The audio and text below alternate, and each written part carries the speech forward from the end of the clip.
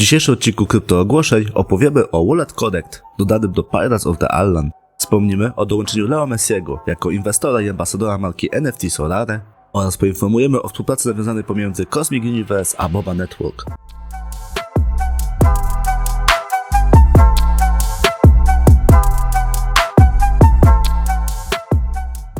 Witam Was serdecznie na kanale Kryptoogłoszeń, przed nami kolejna dawka informacji. Jeżeli materiał uznacie za wartościowy, zachęcam do lajka, subskrypcji, komentarza. Tylko jeszcze przypomnę, że nie znajdziecie tu porad inwestycyjnych, bo takie należy udać się do specjalisty. My tylko wyrażamy nasze subiektywne zdanie, tak więc nie przedłużając, zaczynajmy. Kanga zachęca do stakingu tokenów KNG. Na grafice załączonej do tweeta zostały porównane otrzymywane nagrody przy stakingu 500 tokenów KNG. W środkowej części tabeli został przedstawiony potencjalny profit przy okazji stakingu bez użycia bonusu wynikającego z rozwiązania autotransfer, a po prawej stronie został uwzględniony 30% bonus za użycie rozwiązania autotransfer. Więcej informacji o rozwiązaniu autotransfer przeczytacie w artykule, do którego link zostawiamy standardowo w opisie filmu.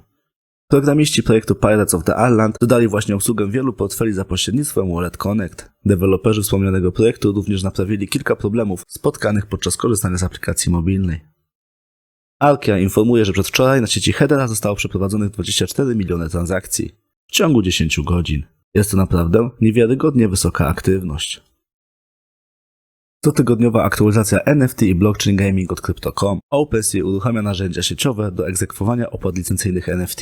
Narzędzie do egzekwowania opłat licencyjnych ma obecnie zastosowanie tylko do nowych kolekcji NFT, natomiast decyzja w sprawie istniejących kolekcji zostanie podjęta w późniejszym terminie.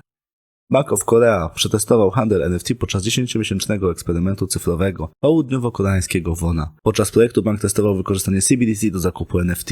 Korea Południowa planuje również umożliwić swoim obywatelom dostęp do cyfrowych identyfikatorów opartych na blockchain w 2024 roku. Lionel Messi dołącza do gry karcianej NFT Solare jako inwestor i ambasador marki. W Solare gracze mogą wymieniać się cyfrowymi kartami i zarządzać 5-osobowymi drużynami w turniejach piłki nożnej fantasy.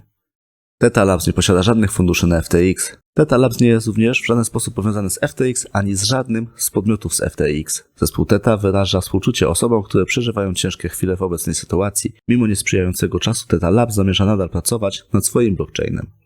Crypto.com dodaje nowy widget umożliwiający śledzenie cen ulubionych kryptowalut. Widget pozwala na wyświetlanie cen tokenów na głównym ekranie smartfona. Instrukcja dodania tego widgetu została załączona w formie załącznika na samym końcu tweeta. Zespół Satoshi Island informuje, że możliwość wybijania tokenów NFT jest otwarta od 12 dni i tysiące osób stało się obywatelami wyspy Satoshi. Pozostało mniej niż 48 godzin na wybicie obywatelstw.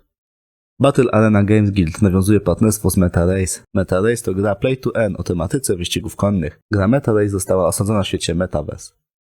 Crypto Mayhem nawiązuje współpracę z iLife.one. Nawiązana współpraca da wiele możliwości rozwoju społeczności Crypto Mayhem. Cosmic Universe nawiązuje współpracę z Boba Network. Cosmic Universe to wciągająca gra MMORPG z otwartym światem fantasy. Cosmic Universe tworzy świat Metaverse. Wersja Alpha Cosmic Universe będzie gotowa w 2023 roku. Hashpot jest niezwykle zadowolony z faktu, że ich walidatorzy współpracują ze sobą w innych obszarach branży w celu dalszej adaptacji. Herbal Foundation oraz BCW Group uruchomiło wspólnie Fundusz Rozwoju Rynku. Ellen High z Binance odbyła rozmowę z byłą tenisistką Marią Szarapową. Tematem przewodnim tej dyskusji był świat Web3. Podczas tej dyskusji obie panie wymieniły się swoimi spostrzeżeniami oraz zadaniami dla osób dopiero wkraczających do tego świata. Link do pełnej rozmowy został załączony do tweeta. Binance zakończyło wymianę tokenów VIT Data Link. Dodatkowo został wprowadzony plan denominacji i rebrandingu. VIT Data Link zmieniło się na VIT DAO. Nazwa tokena VIT została zmieniona na VIT-TOLT na Binance. Rozkład tokenu VIT DAO przeprowadzono w stosunku 1 VIT-TOLT do 10 VIT. Płaty i wypłaty dla tokenów VIT DAO zostały otwarte. Główny twórca platformy Dash, Anton Suprunczuk, udzielił wywiadu Marine Siradegan. Suprunczuk opowiedział o najbardziej wyczekiwanym projekcie Dash i wyzwaniach, jakie stoją przed tą platformą. Rozmowa z głównym twórcą Dash została załączona w postaci artykułu na Medium tego projektu. Cake Wallet zobowiązuje się do przejrzystości aktywów swoich użytkowników. Cake Wallet postanowił opublikować pełny raport przejrzystości dotyczący aktywów posiadanych przez wszystkich użytkowników w tokenach BTC, LTC, XHV oraz Monero. Token Hyperchain został dodany na giełdę Bitmart wczoraj o godzinie 11 czasu polskiego. Bitmart, aby uczcić to wydarzenie, postanowił rozdać 57 milionów tokenów Hyper. Tokeny zostaną rozdane w ramach airdropów, premii za wpłatę, dokonywania zakupów oraz w postaci nagród w konkursach.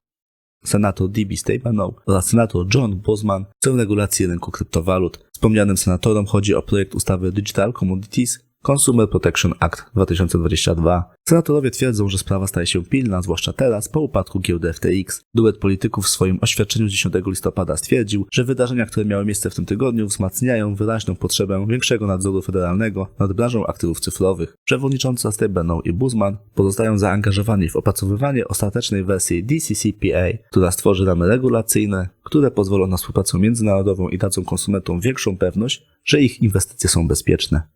Whale Alert informuje, że Tether zamroził 46 360 701 tokenów USDT, w których posiadaniu była giełda FTX. Zablokowane środki giełda przechowywała w swoich portfelach na blockchainie Tron. Emiter największego pod kątem kapitalizacji rynkowej stablecoina zdecydował się na ten ruch dzień po tym, jak amerykańska Komisja Papierów Wartościowych i Giełd oraz Departament Sprawiedliwości USA wszczęły dochodzenie w sprawie FTX w związku z ich kryzysem płynności. W zeszłym miesiącu, 11 października, rzecznik Tether poinformował, że firma decyduje się na tego typu działanie wyłącznie w sytuacjach, gdy otrzyma uzasadnione żądanie od zweryfikowanej instytucji organów ścigania. Przedwczoraj również władze japońskie nałożyły na giełdę FTX nakaz zawieszenia działalności w kraju po tym, jak firma wstrzymała wypłaty środków z platformy. 10 listopada stablecoin USDT na moment zaliczył DPEG, czyli stracił sztywne powiązanie 1:1 z dolarem amerykańskim. Stablecoin na chwilę spadł do poziomu 0,96 USD, po czym wrócił do poziomu 0,99 dolara. CEO Tethera, Paolo Ardono, odniósł się do tej sytuacji, nazywając to wydarzenie usterką. Jednak zdaniem ekspertów USDT stracił swoje powiązanie w wyniku wzmożonych aktywności spowodowanych implozją natywnego tokena FTX. Ardono stwierdził w opublikowanym na Twitterze poście, że uchylenie USDT do USD na CoinGecko wynikało z błędu platformy, a nie ze stanu faktycznego. Nowe sankcje od Tornado Cash łączą platformę z rozwojem broni jądrowej w Korei Północnej. Saga Tornado Cash trwa w najlepsze i nie wykazuje żadnych oznak zbliżenia się do końca, ponieważ Departament Skarbu USA podwoił wysiłki w zakresie egzekwowania prawa w mikserze kryptowalut. Pomimo znaczącego sprzeciwu ze strony niektórych z najbardziej znanych graczy w branży kryptograficznej, we wtorek Ministerstwo Kontroli Aktywów Zagranicznych Skarbu Państwa dodało nowe oznaczenie do miksera kryptograficznego opartego na Ethereum, określając platformę jako istotnego pomocnika programu rozwoju broni jądrowej Korei Północnej. Według Departamentu Skarbu inteligentne kontrakty Tornado Cash były wykorzystywane przez różnych uczestników rynku, w tym przez kolektyw cyberprzestępczy znany jako Lazarus Group, do zacierania śladów źródła funduszy pozyskiwanych z cybernapadów. Określenie miksera kryptowalutowego przez rząd USA jako pomocnika Korei Północnej prawdopodobnie odegra rolę w wielu procesach sądowych, które zostały wniesione przez branżę kryptograficzną przeciwko Departamentowi Skarbu i jego sankcjom uderzającym w Tornado Cash. Pozwy te twierdzą, że skoro Tornado Cash działa na podstawie zdecentralizowanej inteligentnej umowy, nie można go uznać za podmiot, jak określono w warunkach organu nakładającego sankcje OFAC. Wyzwania związane z przejściem Ministerstwa Skarbu na sankcje dla oprogramowania mogą stać się przełomowym przypadkiem dla branży blockchain. Pozwy CoinCentry i Coinbase mają na celu przekonanie sądu, że rząd przekroczył swoje uprawnienia w zakresie atakowania oprogramowania w przeciwieństwie do osoby lub podmiotu i przekroczył ustawowy język i intencje, które dają Departamentowi uprawnienia do nakładania sankcji ekonomicznych. Właściciel Twittera Elon Musk w swoim pierwszym mailu do pracowników powiedział, że oczekuje od nich powrotu do biura. Musk powiedział, że pracownicy muszą zgłosić się do biura co najmniej 40 godzin w tygodniu, z wyjątkiem przypadków, które osobiście zatwierdzi. Wcześniej Twitter zmusił wielu pracowników do pracy zdalnej podczas pandemii i pozostawił tą politykę otwartą, gdy biura zostały ponownie otwarte w marcu. Jednak Musk zawsze był odporny na tą praktykę, uchylając ją od swoich innych firm, gdy pandemia ustąpiła. Nawet podczas pandemii Musk był krytyczny wobec pracowników pracujących w domu, uważając, że środowisko to nie jest odpowiednio motywujące. Musk twierdził, że wszystkie rzeczy typu COVID, stay at home oszukały ludzi, że tak naprawdę nie trzeba ciężko pracować. Zapytany, jak zareagowałby na pracowników, którzy się z tym nie zgadzają, Musk powiedział, że powinni udawać, że pracują gdzie indziej. Musk nie jest osamotniony wśród dyrektorów naczelnych, którzy przykładają wagę do tego, aby pracownicy fizycznie spotykali się w celu wykonywania swoich obowiązków. Morale wśród pracowników Tesli znacznie ucierpiały, gdy Musk zmusił ich do powrotu do pracy. Dotyczyło to zwłaszcza tych, którzy przed pandemią pracowali zdalnie. Musk nakazał następnie firmie nadzorowanie obecności pracowników i tworzenie szczegółowych, tygodniowych raportów dotyczących absencji.